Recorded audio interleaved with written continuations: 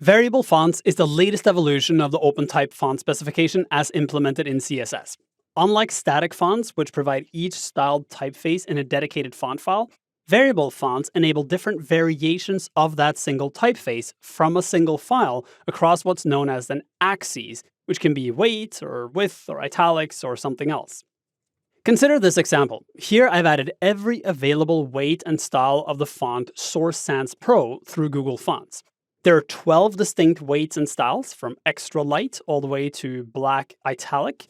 And to display these weights and styles correctly, the browser has to download 12 separate typeface files, one for each variation. So on this page alone, I'm downloading 12 different fonts, which is not great. Now look at another example.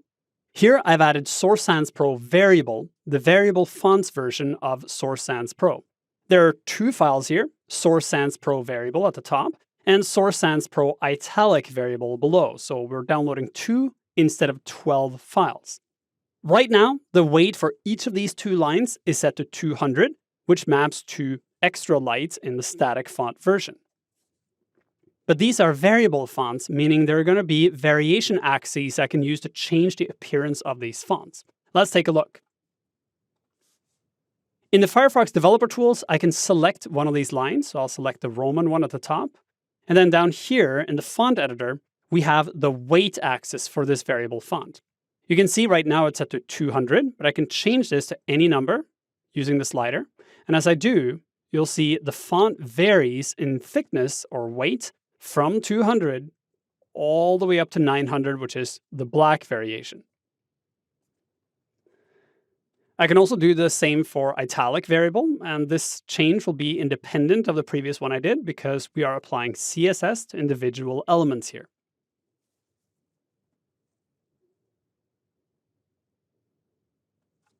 This, in a nutshell, is what variable fonts are all about.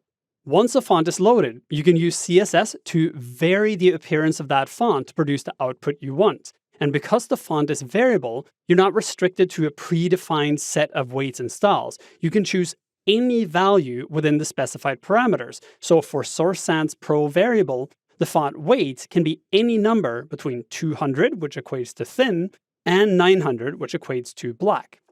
Why does this matter? Well, with a variable font, you can now use a single typeface to supply thin, normal, bold, black, and any other weight in between, rather than picking and choosing exactly what weights you need to download. If you've ever used Google Fonts or some other service to download web fonts, you'll know that every single weight or style you add adds load time because you have to load down all these new font files.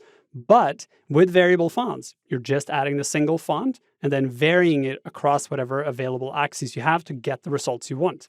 One file instead of many files, or in this case, 2 files instead of many files.